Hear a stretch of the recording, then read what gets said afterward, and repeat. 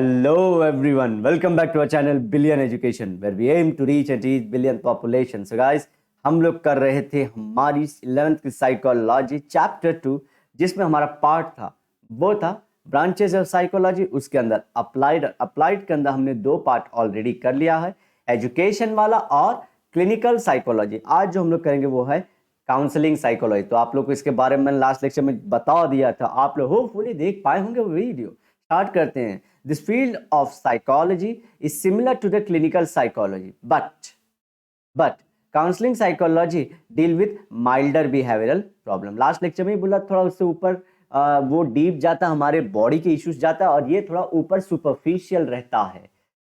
दे offer guidance, ये सब मैंने आपको लास्ट लेक्चर में जब कंपैरिजन करके पढ़ाया था तब बताया था। तो दे offer guidance about the adjustment issues faced by a person, जैसे कि चीज़ों को एडजस्ट करना है कि अगर समझिए कि मैं बहुत ज़्यादा स्ट्रेस में आ जाता हूँ या रिलेशन को लेके मैं अपने डाउट में या अपने करियर को लेके अपने फैमिली फ्रेंड को लेके, तो उसमें मुझे ये ऑफर करते हैं guidance. Counselling psychologist will be involve with vocational and career guidance. तो बोला ना, वोकेशनल मतलब प्रोफेशनल लाइफ में मैं कैसे मैनेज करूँ, मेरे से कुछ चीज़ें हो नहीं पा रही हैं। अगर समझिए मुझे ये आज के बाद में डिजिटल चीज़ें नहीं आती हैं तो डिजिटल लर्निंग मुझे नहीं है, ये बोलेंगे कि अगर आप सीख रहे हैं फिर भी आप परेशान हैं तो आप इस तरह से रहिए, स्ट्रेस फ्री रहिए, ऐसे ये सोल्यूशन देंगे। इसी काम को आप इस तरीके से करिए तो आप ज़्यादा सीख सकेंगे क्योंकि आपके बारे में थोड़ा जान चुके होते हैं। Some problems dealt by counseling psychologists are related to issues or difficulties experienced by a person in studies, personal life और वर्क प्लेस इश्यूज। तो ये सब चीज़ें देखा, बोला ना स्टडी, ये सब से सारी चीज़ों से भी ये बताते हैं आपको कि क्या दिक्कत है। यही हर जगह एक्चुअली जो हम लोग फेस करते हैं लाइफ में, इन्हीं को फेस करते हैं अगर हम लोग।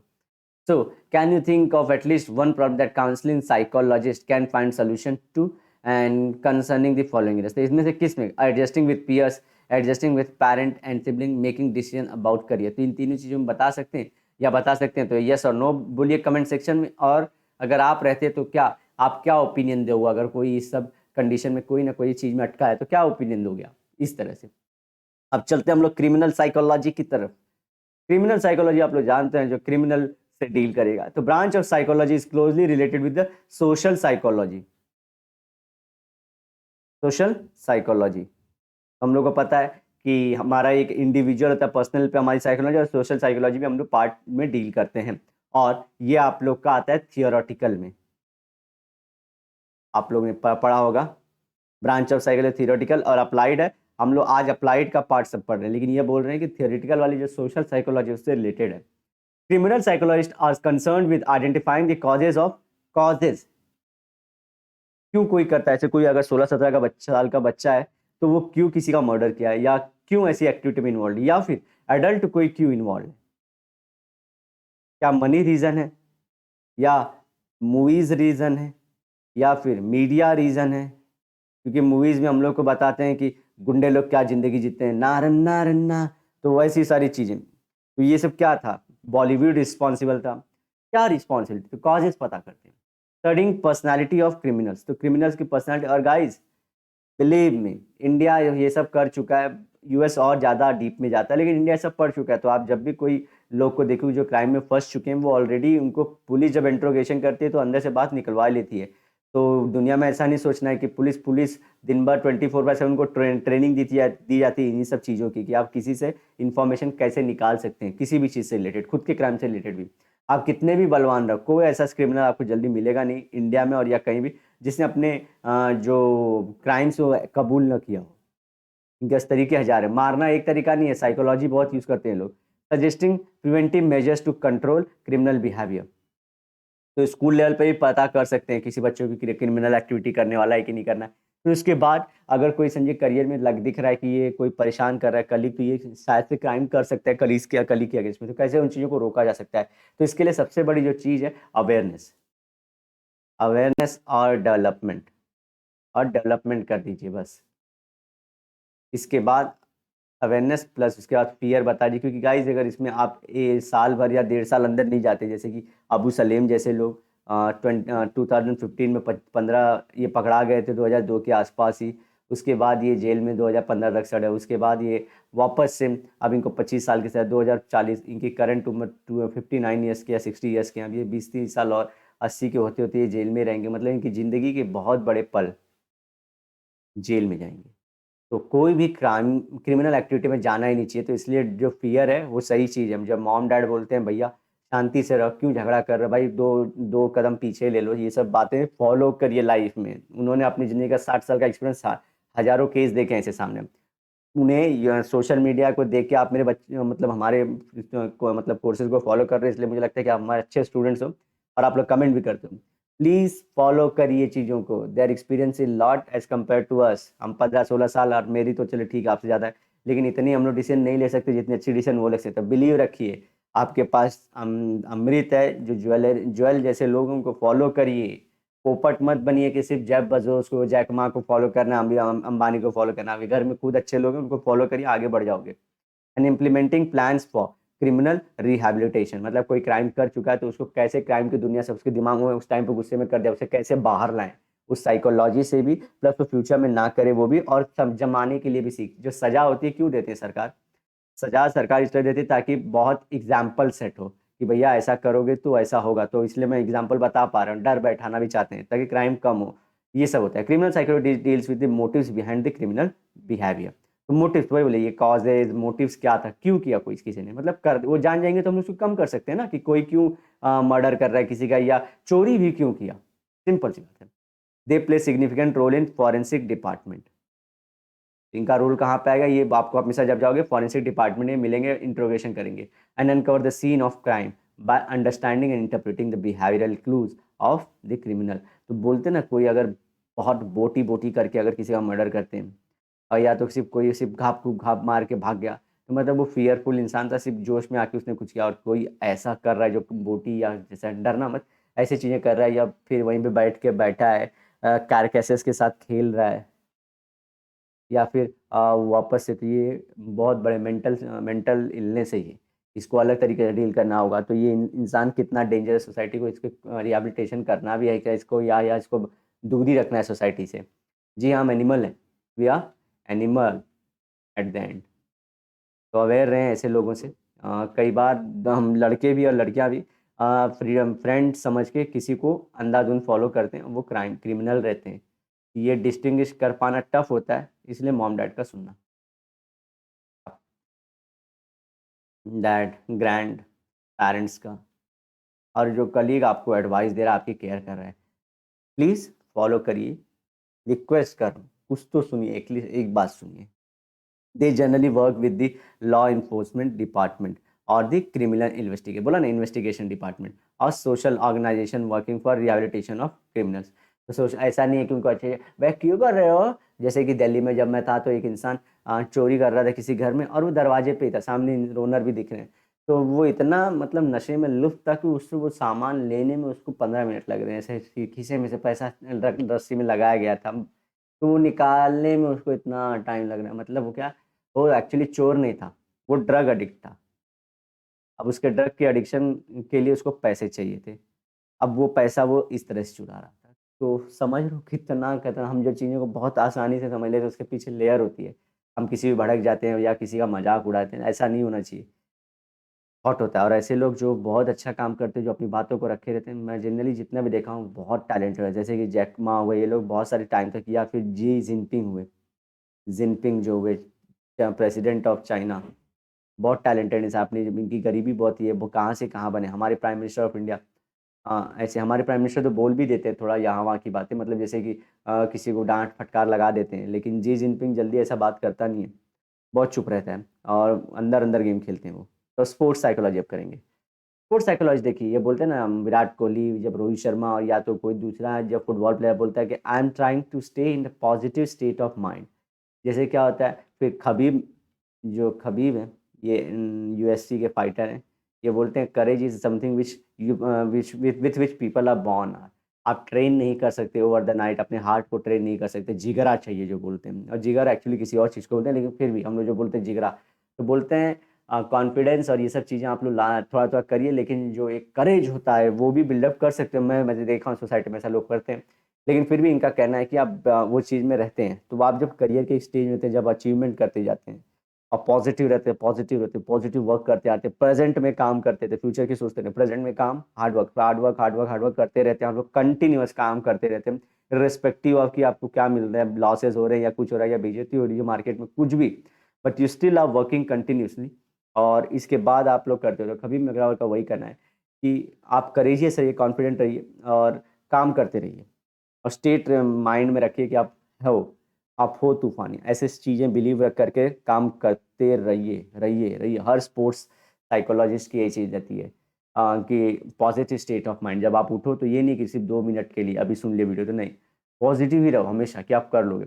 एज ए ह्यूमन आप बॉर्न हुए, तो आपके पास राइट है सब कुछ, आपका दिमाग है, सब कुछ कर सकते हो आप। Be confident in this thing कि अगर फेल भी होते तो फ़र्क नहीं पड़ता, प्रेजेंस में जियो, फ्यूचर का टेंशन मत लो ज़्यादा, प्रेजेंस में जीते रहो कि आपने काम किया है, आज रिजल्ट अच्छा नहीं आया, बेइज्जती हो गई, 4 लोगों के सामने आपका बोलते हैं ना कि मजाक उड़ गया, फ़र्क नहीं पड़ता, नेक्स्ट टाइम वापस आ जाओगे। That's called is positive attitude. ये जो बुक हार्ट का होता है ना, वो नहीं होना चाहिए। जाइए प्रेजेंटेशन देने, दे के आइए, गलत हुआ ठीक है ना, फ़र्क किसको पड़ता है, ऐसा।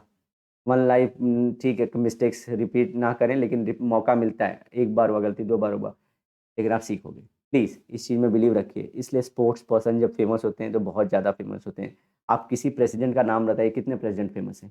कितने प्राइम मिनिस्टर्स के नाम आप जानते हैं? नहीं जानते आप। स्पोर्ट्स प्लेयर के नाम बोल ना पाऊँ, कितने स्पोर्ट्स प्लेयर गिना दोगे आप, फट फट फट फट अभी, अभी गिना दोगे, क्योंकि they are much more dedicated, their thought process is very different, they work in very discipline, उनके अंदर एक अच्छी और चीज़ होती है, ठीक है। तो प्लीज़ आपसे रिक्वेस्ट करता हूँ, हर एक चीज़ में साइकोलॉजी में देखिए, हम लोग, मैं हमेशा कोशिश करता हूँ कि आप लोग पढ़िए, लगाइए खुद पे, हमेशा हमेशा खुद पे लगा के रखिए, खुद के डेवलपमेंट के लिए, ठीक है। मैं हमेशा इसलिए कोशिश करता हूँ कि पढ़िए मत, अपने तक लगाइए। मेरा हमेशा ओरिएंटेशन एप्लीकेशन का रहता है, एग्जाम्पल से ओरिएंटेड क्यों रहता हूँ, ताकि आप आगे जाओ। Sports psychology help sports person to maintain their motivation. देखिए, स्टेमिना ड्यूरिंग, क्योंकि बहुत बार स्टेमिना, आप खा पी के अच्छे भी रहोगे ना, लेकिन जब माइंड का स्टेट आपका लो है ना, टेंशन में बहुत हो, you won't work properly, so stay happy. जैसे लॉकडाउन के पीरियड में सब लोग बोल रहे हैं कॉफ़ी पीजिए, चॉकलेट्स खाइए, हैप्पी रहिए, because conditions are very worst because of governments action, और जो ये पूरे वर्ल्ड में फैला है। तो इसमें ध्यान रखिए, मनी ओरिएंटेड होगा, मनी, और मनी एक बार सही, सब लोग बोलते हैं कॉन्फिडेंट रखिए और हैप्पी रहिए, फ्यूचर की सोचिए, वर्क हार्ड करिए, ये सब चीज़ ठीक है, लेकिन मालूम है सोसाइटी में सबसे बड़ी चीज़ क्या है? ये, दिस थिंग मैटर्स। आप कितना भी अच्छा रहें, कितना भी अच्छी बात करें, मैं कितनी अच्छी बात बोलूँ, कर्म मैटर्स, वर्क, कर्म, आपका आज का कर्म बहुत मैटर करता है। कर्म मतलब वो नहीं कि मेरे कर्म कैसे थे, ऐसा वाला नहीं, मतलब ये hard work, today's work very much matter. आपका कर्म क्या है? आपकी पहचान आपके कर्म से होगी, आपकी बातों से कभी नहीं होगी। आपकी बातें तभी इफेक्टिव रहेंगी जब आपके पास कर्म की रहेगी। आप भले कितने भी गुरुओं का नाम ले लीजिए पास्ट में, उनके पास कर्म था। जैसे जो साधु भी थे वो एक्टिव थे, मतलब अगर वो बोलते थे, और वो अगर जैसे बोलते हैं आप लोग जो सीरियल्स, जो कुछ लिंक कर रहे होंगे सीरियल से, इसलिए बोल रहा हूँ, नहीं, your actions are the only answer to society and to yourself. आप कितना भी अच्छा थॉट रखें, कितनी भी अच्छी चीज़ें कर लें, बोल लें, कमेंट कर दें, फर्क नहीं पड़ता किसी को, कुछ नहीं। The only thing matters is work, work, nothing else. कर्म और पैसा, पैसा आपको ज़रूरी है। पैसा हज़ार दिक्कतें दूर कर देता है। आप लोग पहले लेक्चर शायद से सुन रहे होंगे, कोई बोल रहा है कि आज़ाद इंडिया में पहला बोल रहा है कि हम 15-16 साल के बच्चों की पैसा के ऊपर है। मैं आपको मैच्योर समझता हूँ। जनरली 21 से लेकर 24 तक बच्चे कमाना शुरू कर देते हैं, उसके बाद भी कुछ लोग शुरू करते हैं, लेकिन इस टाइम के बाद आप लोग को इसके पहले लर्न करना रहता है, बहुत लर्न करना रहता है। इसके साथ भी लर्न करना लाइफ में, लेकिन जनरली इस टाइम से लोग अर्न करना शुरू कर देते हैं, और अर्न करते हैं तो फिर लर्न के बारे में छोड़ देते हैं, और जो लर्न करते रह जाते हैं वो अर्न नहीं करते, बाद में करते हैं। तो सब मिला जुला के इसी का ताना बाना है। मैं बात कर रहा था आपकी पहचान की, आपके आइडेंटिटी की, जो सबसे मोस्ट डोमिनेटिंग होती है। समझिए आप स्कूल में पहला ला रहे हो, कॉलेज में अपना पहला, आपकी आइडेंटिटी अलग होगी, आपकी पहचान होगी।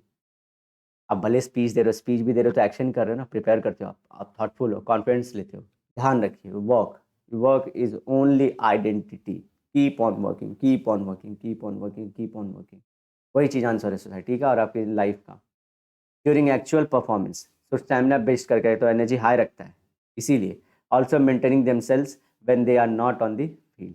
तो ऑफ द फील्ड बोलते हैं ना, विराट कोहली का स्टेटमेंट सुनिए, ऑफ द फील्ड हम लोग guys we are chilling up. तो क्या करते हैं, पॉजिटिव स्टेट ऑफ माइंड में रहना कोशिश करते हैं।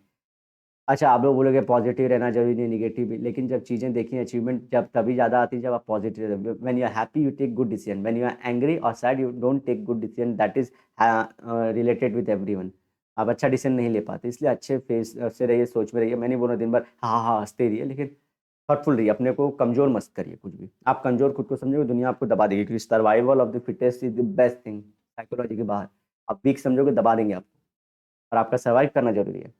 दे help players to maintain composure when they are working under the pressure.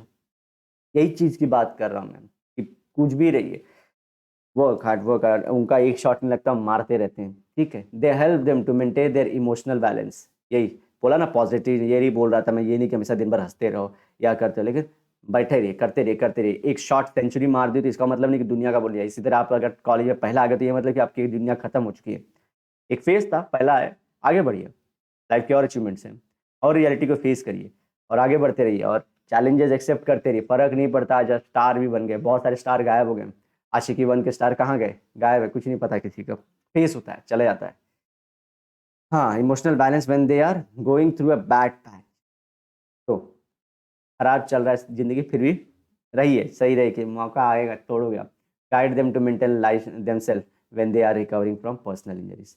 Personal injuries के लिए भी वो सब इंपॉर्टेंट होता है। तो आपकी लाइफ प्लस स्पोर्ट्स पर्सन की लाइफ के लिए कैसे हेल्पफुल होता है साइकोलॉजिस्ट, ये हमने बता दिया है। मैं लेक्चर खत्म कर दूंगा गाइस। तो ये क्या सिखाते हैं, देखिए स्पोर्ट्स साइकोलॉजी में क्या करते हैं, स्पोर्ट्स की स्किल भी बहुत बार, जो आप शॉट मारते हो ना, जो कवर ड्राइव मारते हैं, या क्रिकेट की बात ही कर रहा हूँ क्योंकि मैं क्रिकेट पसंद करता हूँ तो इसलिए उसकी बात कर रहा हूँ। तो उसमें कवर ड्राइव या कुछ भी मारते हैं या शॉट करते हैं तो उसमें कॉन्फिडेंस नहीं रहता, भले वही शॉट कल तक बेस्ट था, आज नहीं मार पाएगी, कॉन्फिडेंस लो, तो वो स्किल इंप्रूव कराते हैं कि देखिए ये शॉट को ऐसे मारिए कि सामने आपके पास बॉल नहीं फुटबॉल है, मारिए उसे। तो ऐसा करके कुछ ना कुछ करते हैं। Improve preparation for a competitive events. Confidence actually सबको लगता है कि जाते हैं दिल से जिगरा लेके पैदा होते हैं, ये लड़ूंगा, आरंभ है प्रचंड है, दुश्मनों का झुंड है।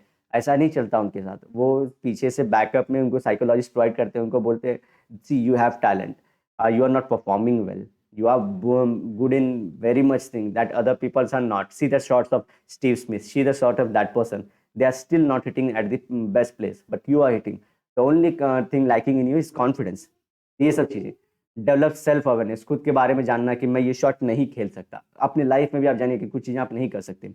Help managing stress and anxiety. तो एंग्जाइटी वाला सचिन तेंदुलकर को भी होता था, बोलते थे ना कि रात को, या द्रविड़ को भी होता था, अगर बाहर के पिचों पे मैच होता था तो वो लोग एंग्जाइटी आ जाता था कि कल क्या होगा, कल क्या होगा, कल कैसा खेलूंगा मैं। तो एंग्जाइटी कैसे काम करना, क्योंकि एंग्जाइटी में नींद नहीं आएगी, नींद से परफॉर्मेंस अच्छी नहीं होगी।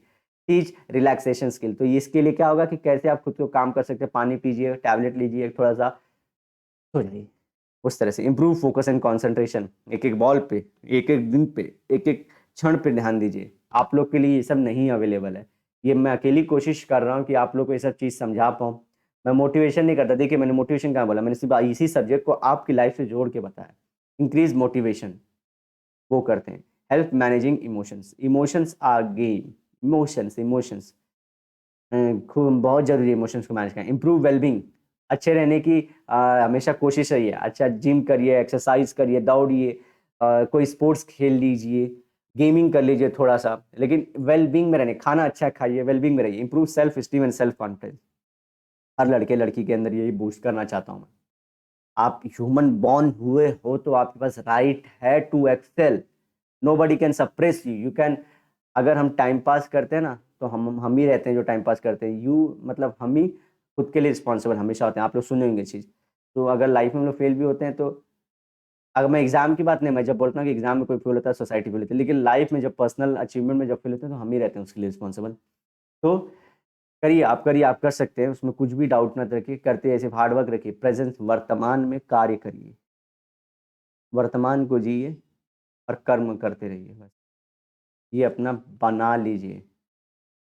अब मैंने यूपीएससी में एक लाइन पढ़ी थी, देर इज़ नो, ये सुन लीजिए, चलिए मैं कहीं बोला नहीं था आप लोग को, देर इज़ नो हॉलीडे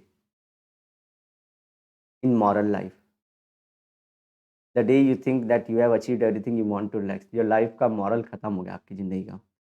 तो ये स्टेटमेंट बहुत स्ट्रांग था, छोटे से पेज पे इतना जितना आपको साइज़ दिखा रहा हूँ उतने पेज पे ही लिखा था, कवर्ड पे चिपकाया गया था जब मैं पहुँचा रूम में। किसी ने भी लिखा जिसने पेपर से काट के चिपकाया दैट वाज़ वेरी मोटिवेटिंग।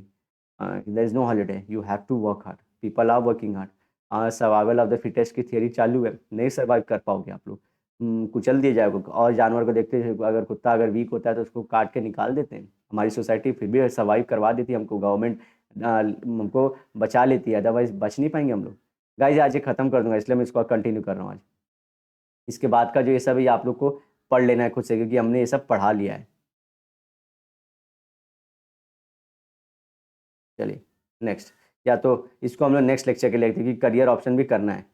एक सेकंड, करियर ऑप्शन भी करना है तो ये नेक्स्ट लेक्चर में इंडस्ट्रियल साइकोलॉजी और ये सब चीज़ें खत्म करूँगा। तो होपफुली आपको वीडियो पसंद आई होगी। मिलते हैं नेक्स्ट लेक्चर में, till then bye bye, have a great and nice day. अगर बातें अच्छी लगी तो प्लीज़ कमेंट करिए, पता चले कि मेरे बच्चे कैसे हम लोग को कैसे सुन रहे हैं, कैसे बिहेव कर रहे हैं, तो ताकि हम लोग उसी तरह से बोल पाऊँ। तो नेक्स्ट लेक्चर में bye bye, have a great and nice day, sayonara. लेकिन वादे के साथ मिलूंगा दोबारा।